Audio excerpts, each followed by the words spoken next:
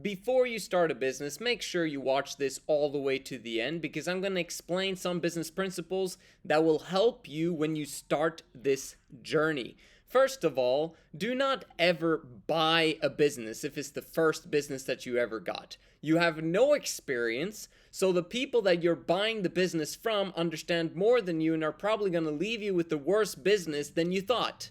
Right? When someone is selling a business, they're doing it because they're trying to get rid of it for a reason, sometimes multiple reasons. And you, as a newbie, should never take over a business that someone is trying to get rid of. If you've got tons of business experience, buying businesses is a no-brainer because you can turn things around immediately if you want to.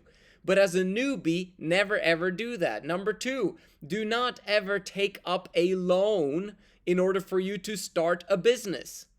If it's your first business, do not take up any forms of loans. If you're able to sell something, then revenue is going to come in. And if you are doing it the right way in terms of a price strategy, that revenue is going to give you investment money to invest in new aspects of products and services, etc., in order for you to make more revenue, right? Any business where you require a loan up front before you get started is a no-go for new business owners. Just don't do it. On a similar note, do not invest in inventory for a business. In this day and age, you don't need to have the product in order for you to sell it. You can literally sell it to someone and then buy the product and then give it to them, right? If you're smart about things. You don't need to have the product in hand before you sell it to someone else, or even better, start a service business. A service business means that you've got the skills, you are now doing something for someone else that causes them to give you money. If you have a service business, it's very simple. They pay, and then you now do the service. If you need some form of equipment, they've already paid, so you have money to buy the equipment and then come and do the job. Sometimes it will happen that you'll do a service where people expect to pay you after. But if you're just starting up and you're really young and the people that you're doing the service for trust you, they'll give you the money up front in order for you to do the thing, in order for you to buy the equipment, and then, the service is done. So don't think that you need a lot of upfront costs and investments to just get started. Borrow equipment from someone, for crying out loud. You're just getting started. Get revenue, then buy the equipment, buy the inventory, do what you need to get done. But don't buy up a lot of inventory when you're just getting started, because if you do, you might just get stuck with that inventory and then you're not going to be able to sell it to anyone because you gave up on it and you're going to give it away for free and you're just going to lose money. Don't do that. Unnecessary. On, again, a similar note, have you done your market research on the demand for this specific product or service? You can do market research. Market research is not you going around trying to sell something. Market research is going around asking people if you had this thing or if you could do this service for them, would they buy it, and at what price point would they be okay to buy it? Now you're developing a list of potential clients. If they say, yeah, I would be open to buy it, great, fantastic. Hey, next time you come around, hey, I have this thing for you. Are you interested? I'll get it for you. And it's done. You've got a sale. But you got to do this market research before you start the business. Preferably, you should talk to 100 people, 200 people. If you're really wise about things, you'll talk to 1,000 people before you start in any business. Because business, once you start it, it's kind of like, it's not something you should give up on after a month or 2 or 3 months. When you start a business, you should be ready, willing, and able to go through and follow through with this business for at least a year or 2 or 3 years to see if it works. If it's not worth doing this for a year, 2 or 3 years, it's not worth starting at all. And that's why it's important to do the market research in advance of that, and you can talk to 200 people every single day. You can talk to 200 people every single day and ask them what they think about this specific product or service that you're thinking about doing. Once you've done that, now you know what the market wants and what they do not want. And, it'll save you a lot of time, trust me. Now that you know about your product and service and you've made sure that it is quality, it needs to be amazing. Because if it's not amazing, people are not going to return.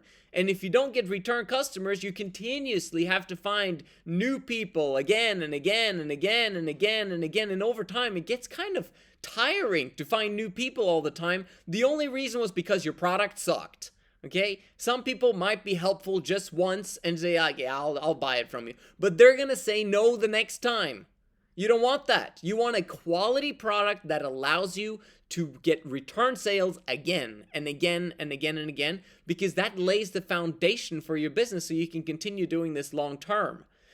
Understand that you need to know sales and marketing. In this day and age, a lot of it is done online. Sales is DMs. That's pretty much what it is. Are you willing to do 100 to 200 DMs a day? Are you? Because that's sales if you're going to sell a product or service. If you're not willing to do 200 DMs a day, okay, you can start small. You can start at 20 and then build to 50 and then 100 and 150 and then 200 eventually. But at some point in time, if you want any form of momentum, you need to talk to 200 people every single day about your business. Are you ready for that? If you're not, maybe you shouldn't start your business. If you don't want to do DMs on your phone, there's only two other alternatives that I know of. It's cold calling, having a massive list of potentials that you have their phone numbers and calling them, or number 3 is knocking on doors. Give me suggestions if you have anyone else, but from my experience in business, everything else costs a lot of money, right? Paid ads, okay? Don't do paid ads before you figured out that the organic stuff works. Sales, you gotta do the cold stuff. If you don't do the cold stuff, you'll never get to warm, you'll never get to hot, and as a result, you won't do sales and you'll quit. You need to know that you're gonna go through that stuff. And DMs is the most effective in 2024 at this point in time. When it comes to marketing, it's content creation. Are you willing to put your name out there, your face out there, and push content on social media platforms to attract potential clients and customers to your product and service? This is what you need to get done. You got to do the marketing. And some people will say that, well, if you do very good marketing, then you maybe don't need to do as much of the cold stuff that I just explained with the DMs and all that stuff. It depends on the price point and it depends on the quality of the product. If it's a high quality product and you're extremely good at marketing and going viral, then maybe you won't need to do the one-on-one sales. Maybe things will just pick up and go on its own. But understand that that will be a temporary thing, and at some point in time, you're gonna need sales. And so if you're not good at sales, that viral time, it's going to be a trend for a little bit and then it's going to decline and then you're going to wonder where all the money went. It's because you didn't manage to keep up the virality of the moment, and maybe it was a one-hit wonder and you couldn't redo it again, right? Business is not supposed to be up and down, up and down, up and down. If you understand which skill sets need to be developed, you can start from here and go exponentially, automatically, because you've got a mentor, because you've got a coach who understands which fundamentals needs to be in place in order for you to build those bricks and those Legos to take you to your financial freedom. Now, I've spoken a lot about the product, the business, and all that stuff, but now let's go back to understanding you for a sec. Listen to these words because they are very, very important. In business, something that you need more than anything else is consistency. Consistency allows you to stack, skill sets. It allows you to stack experience. It allows you to continue despite the problems that happen. No matter what, I'm going to follow through and I'm going to finish this business no matter what it takes. Consistency. You need work ethic and you need an obsession with the thing that you're doing. A work ethic. Where do you get that from? Do you get work ethic just out of the blue? No, work ethic comes from working jobs. Having a boss look over your shoulder and seeing if you're doing something wrong or right or stealing his time, because he's paying you for your time. There's an exchange for time and money there, hopefully a win-win situation. And during this time frame, you are learning to be disciplined. If you're doing a 40-hour work week in a job, and then you're trying to build your business on the side, you're not going to be able to build that business effectively if you haven't tried having 2 or 3 jobs at the same time on an 80-hour work week, only with jobs. People think that they can just jump into business and start building it and hopefully it succeeds. It's not going to work like that because of your lack of work ethic. You don't have it in you to do an 80-hour work week. If you do have an 80-hour work week persona and a character to you, good on you. But 99% of you don't. And that's why I always redirect people to get jobs first, okay? Be told what to do. The number one phase of leadership is to allow yourself to be led. If you want to be a stubborn dude and skip phases and go straight to phase number 2, which is lead yourself and try to lead others, which is phase number 3, you're not going to succeed very well in business in the early years. Yeah, you might eventually make it, but why not make it within 1 year, 2 years, or 3 years? Why do you have to take 8 and 10 and 12 and 15 like me? You don't.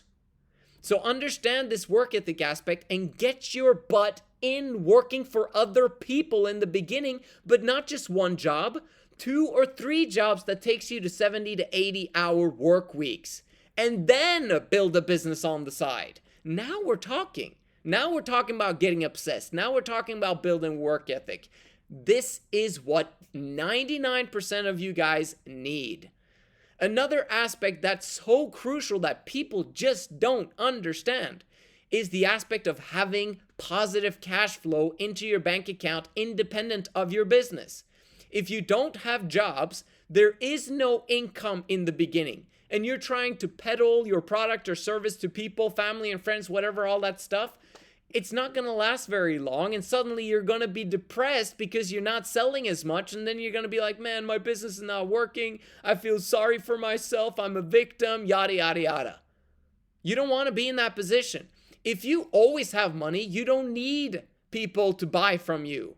That's a very high leverage position to come from when you're actually talking to people and trying to sell your product to them. You want to come from a position of non-neediness, completely not desperate. I don't need any one customer. Actually, I only want to work with customers that I enjoy working with. I'm not going to take on a customer that I don't like. Why would I do that when I have my own business? It's my free time. I choose who I want to work with. So if you understand this aspect to it, you will keep your jobs until you replace income with those incomes.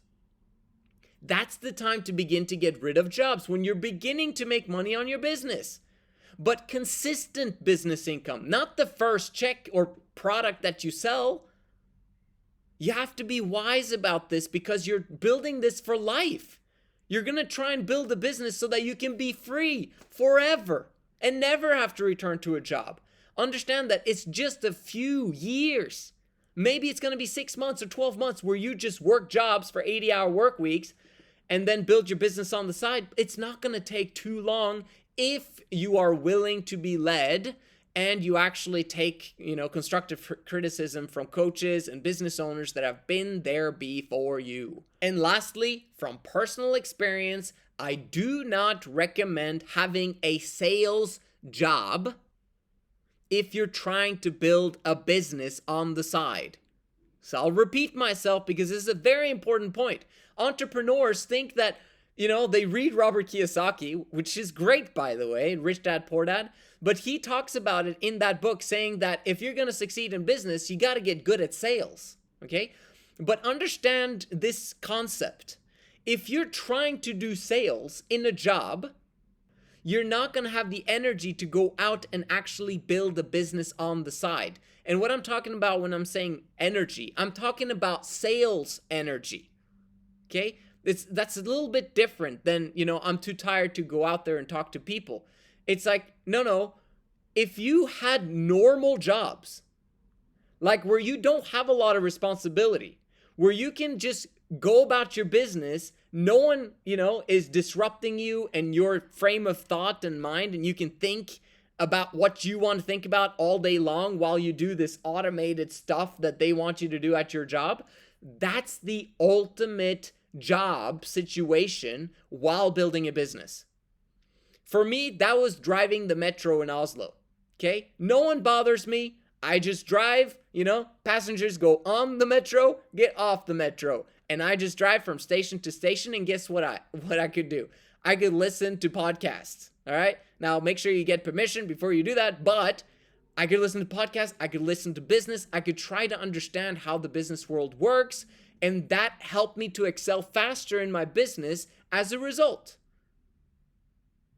If you're trying to do sales, while you're trying to do sales in your business, you're not going to be thinking about your business. You're not going to be obsessed about your business. You're going to be thinking about, I need a paycheck at my job.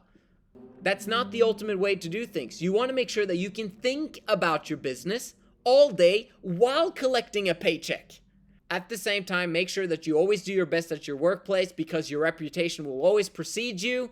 Understand all of these things before you start a business. If you've got any more comments or thoughts that I should have included, make sure you comment down below. Send me a DM at Instagram if you want to share your story with me or you want some coaching. I'll see you guys in the next one.